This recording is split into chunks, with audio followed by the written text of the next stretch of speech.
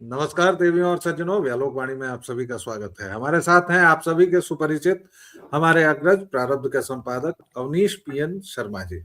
आपका ये हमारा स्वागत जिस परंपरागत थाली से करते हैं उसमें मैं पाग और ये दुपट्टा इन्हीं को दिया हुआ जो मैंने चुरा लिया है। इन दोनों के साथ आपका बहुत बहुत स्वागत है। हेलो जी, सबसे पहले आपको नमस्कार, सभी दर्शकों को प्रणाम। जय जय श्री राम जी। सर, उत्तर प्रदेश कभी निराश नहीं करता है खबरों के मामले में।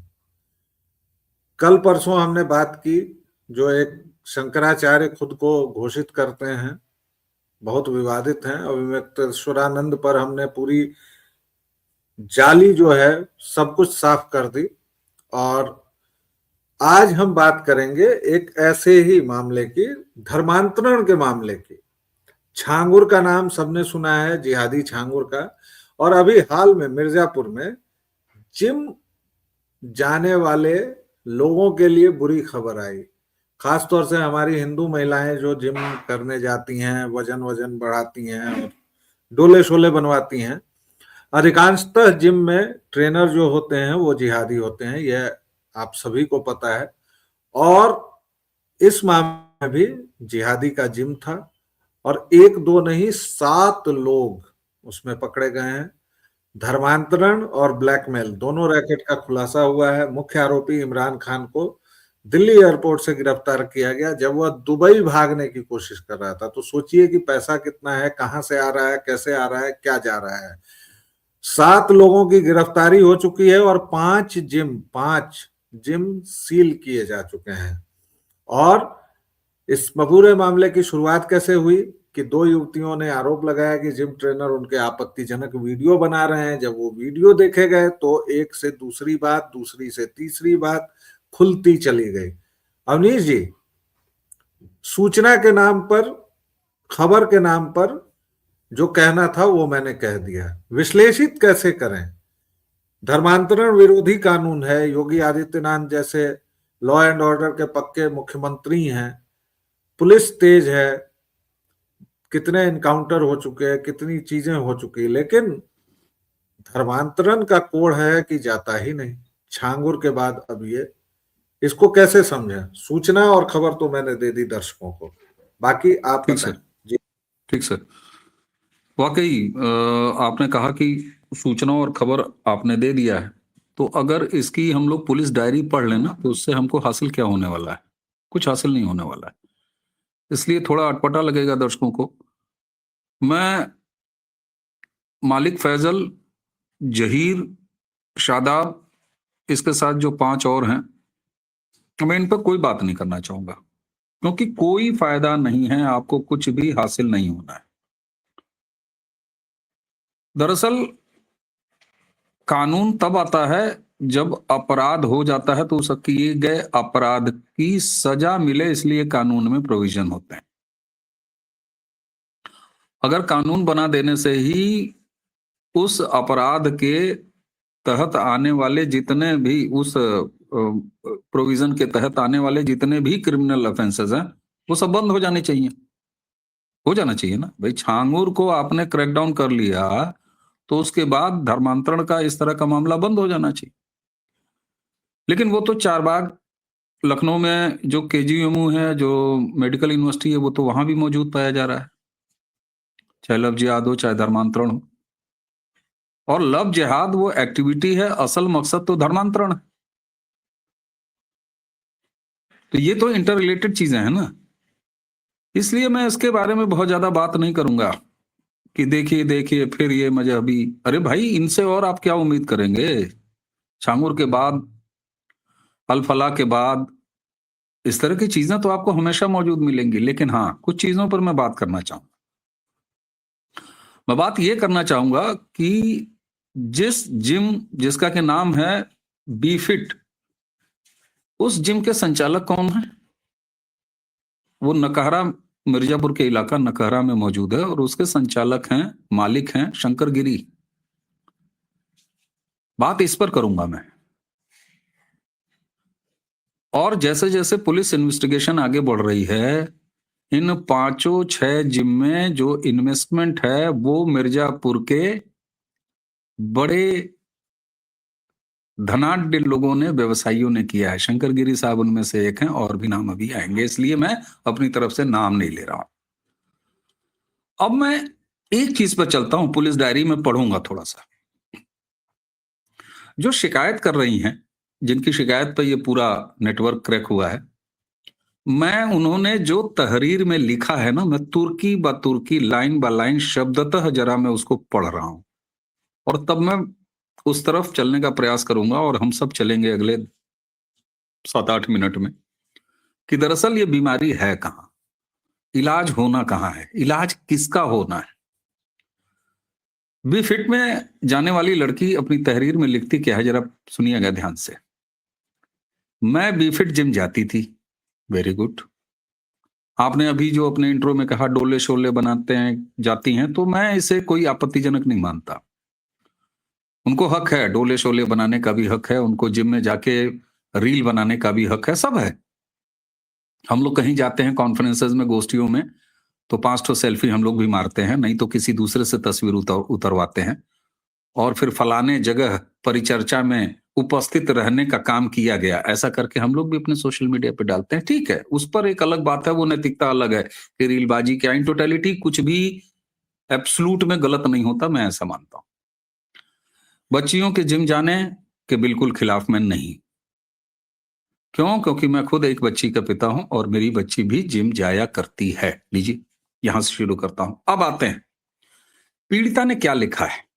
मैं भी फिट जिम जाती थी, बहुत अच्छा बेटा, जिसको भी इच्छा हो जाना चाहिए। अब सुनिए, वहां शेख अली नाम का जिम ट्रेनर मिला, यानी तुमको यह पता था कि जो जिम ट्रेनर तुम्हें जिम करा रहा है उसका क्या नाम है, शेख अली। चलो, ये तुम्हारी चॉइस है कि तुम शेख अली के नाम के बाद तुम्हें कोई आपत्ति नहीं होती, हालांकि तुम्हें हो जानी चाहिए। तुम जिम जा रही हो बिटिया, तुम बड़ी प्रोग्रेसिव हो, तुम्हारे हाथ में एंड्रॉयड फोन भी है, तुमको लव जिहाद ऐसा नहीं है कि अनजाना है, तुम लव जिहाद जानती हो। तुम कन्वर्जन का खेल कैसे चल रहा है तुम ये भी जानती हो। मैं बिल्कुल भरोसा नहीं कर सकता कि एक जिम जाने वाली इस सबसे बिल्कुल अपरिचित, एकदम, है ना, गऊ है, बिल्कुल बिल्कुल नहीं, बिल्कुल नहीं है साहब। यानी तुमको ये पता था कि इस बंदे का नाम शेख अली है। अब चलते हैं इसी, मैं कहीं से अपना कोई मत नहीं दूंगा आज, मैं केस डायरी पढ़ रहा हूं। पीड़िता ने अगली लाइन क्या लिखी है, ट्रेनिंग के दौरान मुझसे नजदीकियां बढ़ाई और फिर बहला फुसलाकर प्यार के नाटक में फंसा लिया। उसने, यानी शेख अली, जिसे तुम जानती थी कि ये मजहबी है, उसने तुमसे नजदीकियां बढ़ाई और तुमने नजदीकियां बढ़ने दी, इसका अवसर दिया, ये तुम खुद कह रही हो।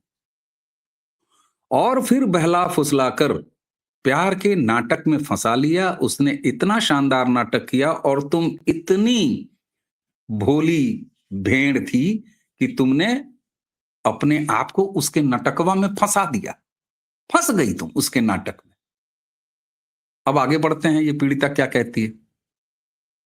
उसके बाद ये पीड़िता अपने उसी तहरीर में लिखती है व्यालोक जी, कि उसके बाद उसने मेरे साथ अश्लील हरकतें की। इसके पहली लाइन में जब तुम ये कह चुकी हो कि नजदीकियां बढ़ाई और बहला फुसला के प्यार के नाटक में फंसा लिया, तो प्यार के नाटक में ही सही जब तुम फंस गई तो वो तुम्हारा बॉयफ्रेंड है, वो तुम्हारा लवर है, और लवर, प्रेमी और प्रेमिका के बीच में अश्लील हरकत क्या होती है भाई, सहमति के अलावा? जरा ये बताइए मुझे। मैं उसी बच्ची की तहरीर पढ़ रहा हूं। उसके बाद उसने उसकी आपत्तिजनक फोटो और वीडियो बना लिए। यहां एक मोबाइल पब्लिक में अगर किसी की तरफ एम करके अपनी ही सेल्फी आप अगर खींच रहे हैं तो 4 हाथ महिलाओं के उठ जाते हैं, या खुद को ये भय रहता है कि सामने अगर कोई है तो उसकी तरफ ये वाला नहीं है, क्योंकि उसको ये नहीं पता कि मैं अपनी सेल्फी ले रहा हूं या सामने वाले की तस्वीर ले रहा हूं, और तुमने वो सब बन जाने दिए।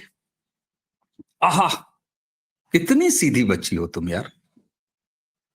और सुनिए, उसके बाद उसने ब्लैकमेल किया, बहन से पैसे लिए। बहन यह भी कह रही है, बिटिया ये भी कह रही है कि उसने मेरे नाम पर लोन निकाल लिया, बिटिया ने दस्तखत किए। हमको 10,000 रुपया साला कोई लोन नहीं देता, कोई कमेटी वाला लोन नहीं देता 10,000 रुपए का, और बहन के नाम पर उसने लोन ले लिया। बिना बहन के सिविल स्कोर देखे हुए लोन मिल गया, बिना उसकी दस्तखत किए हुए लोन मिल गया। उसके बाद अब देखिए, बहन यहीं नहीं रुक रही है, बहन ने अपनी पीड़ा फिर दूसरे पैराग्राफ में लिखी है, उसी तहरीर के। बुरके में मेरी फोटो खिंचवाई और तुमने खिंचवाया है। यात्रा कहां से शुरू हुई है? जहां एक अली शेख नाम का ट्रेनर मिला, वहां से यात्रा शुरू है, और फोटो तक। बुरके में बुरका पहनवाया, तब ना फोटो खिंचवाया। तुमने बुरका पहना, फिर उसने फोटो खींची।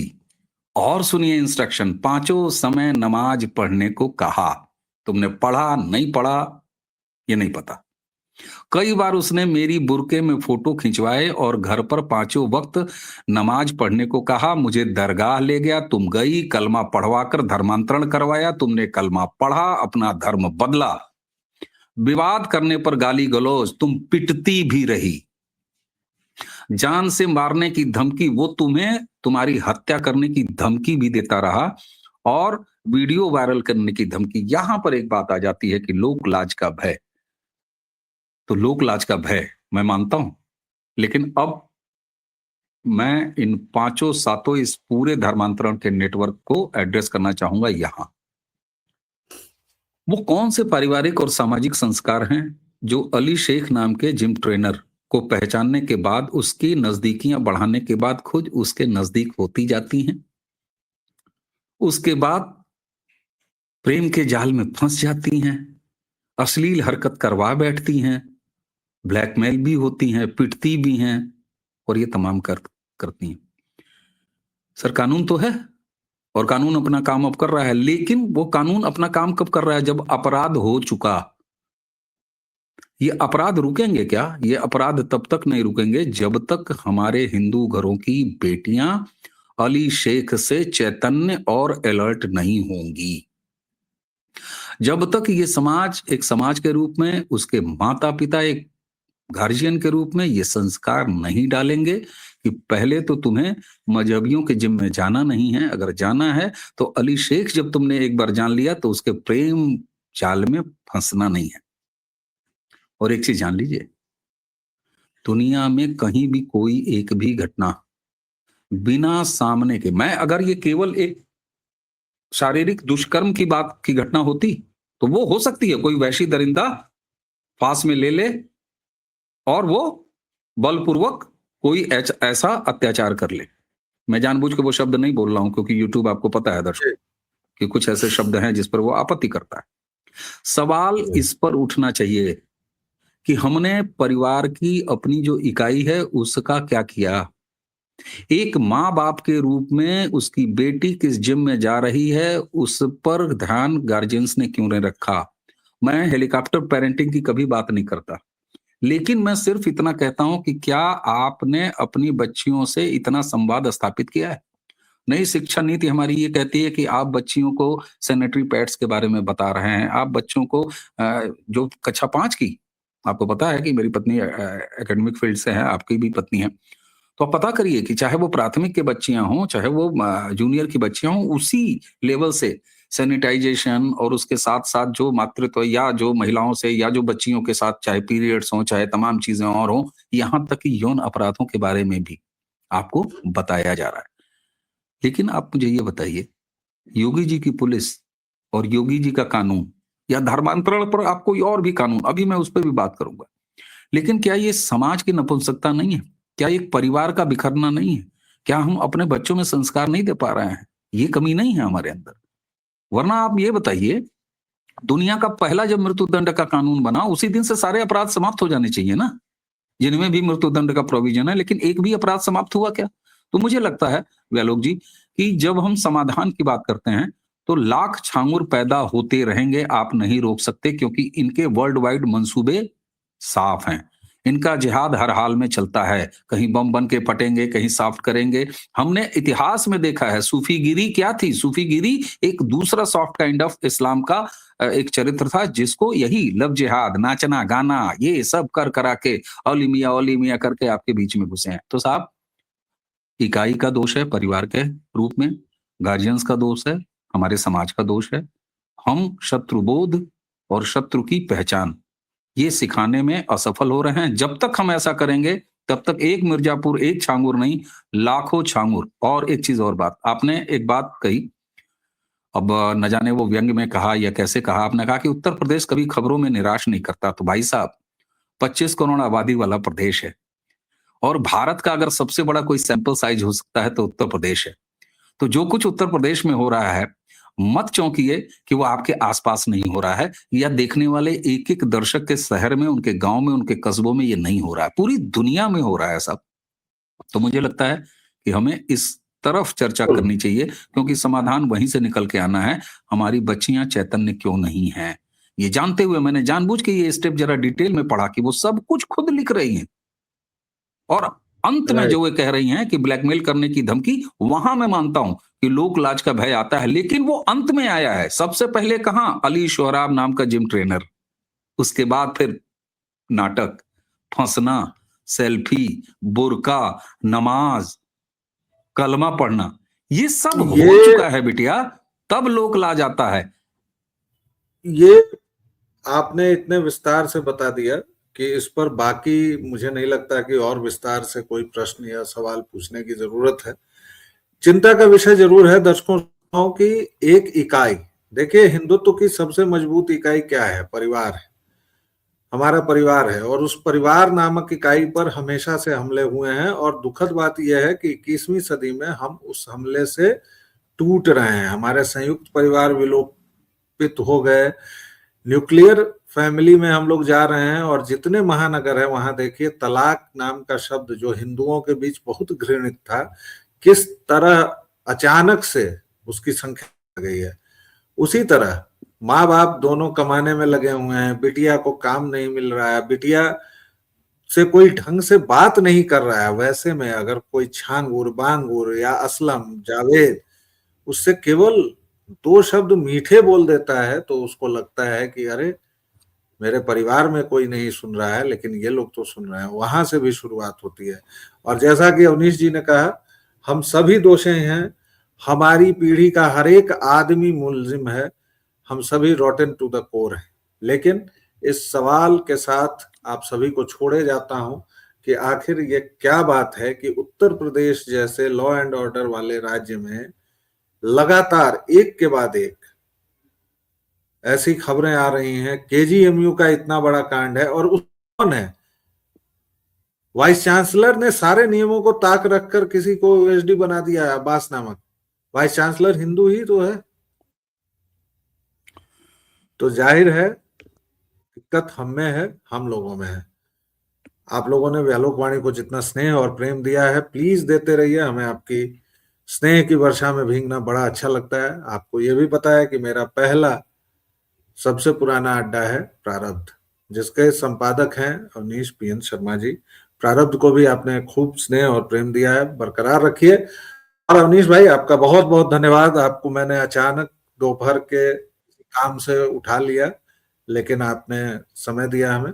बहुत बहुत धन्यवाद, आभार। अगर चलते चलाते आप एक आध बार बोलना चाहें तो प्लीज। मैंने चूंकि पूछा नहीं, मुझे लगा कि ये वार्ता अब समाप्त हो गई, लेकिन अगर आप कंक्लूडिंग रिमार्क्स देना चाहें तो प्लीज। नहीं व्यालोक जी, बस इतना ही कि देखिए, कानून होता है, पुलिस होती है, लेकिन अपराध हो जाने के बाद उस अपराधी को सजा देने के लिए पहला यही है। वरना तो सारे कानून बनते ही सारे अपराध बंद हो चुके होते। इसलिए योगी जी बुलडोजर चला देंगे, योगी जी कड़ी कार्रवाई करेंगे, बिल्कुल करेंगे। ये भी एक पक्ष है इसका सकारात्मक, कि चाहे छांगुर का नेटवर्क का ध्वस्त होना हो, उजागर होना हो, चाहे ये मिर्जापुर का है। कल्पना की जा सकती थी कि कोई दूसरी सरकार रही होती इसी उत्तर प्रदेश में जो पहले रही है, जिन्होंने आतंकवादियों को रिहा करने तक के मामले पर चले गए हों, जिनके मुखिया प्रेरणा पुरुष लड़के हैं, लड़कों से गलतियां हो जाती हैं, तो लड़के हैं, लड़कों से गलतियां हो जाती थी, तो इन्होंने ये थोड़ी ना कहा था कि हिंदू लड़के हैं, लड़कों से गलतियां हो जाती। उनके लिए तो ये लड़के थे, अभी 5 लड़के निकल के चले आते, और वो तो माशाल्लाह पहलवान थे। तो वो तो कहते, बताओ जी, अब जिम पर भी इस तरह की बात नहीं, नहीं जिम तो सही चीज है। तो सवाल ये होता है कि अपराध और अपराधी दोनों जब आपको ज्ञात हैं तो इसमें फंसने को मैं संज्ञेय अपराध कहता हूं। बिल्कुल बच्चियां ठीक इस संज्ञेय अपराध से बचें। नाम बचे। अली शेख, काम जिम ट्रेनर, मोह पास में फंसा लिया और आप फंस गई, तो ये संज्ञेय अपराध है बेटा। और इसके लिए समाज, परिवार, हम सारे लोग जिम्मेदार हैं। बाकी कानून तो अपना काम करेगा भाई, पकड़ लिया है तो करवा करेगा, नहीं पकड़ा था तो अब तक 50 लड़कियों से निकल के आ रहा है, नहीं पकड़ा गया था ना। तो मैं सैल्यूट करता हूं उन्हीं 2 बेटियों को जो आगे आई हैं। तो लोक लाज के भय एक समाज के हमारे रूप में भी तुरंत हम बच्ची के कैरेक्टर पर उंगली उठाना जी, शुरू कर देते हैं। और शायद राइट। इस रवैये में भी अगर हमारे बदलाव आएगा तो ज्यादा से ज्यादा बच्चियां बचेंगी इन दुष्टों से। जी। जी। तो फिर मिलते हैं, अभी के लिए जय जय सिया राम।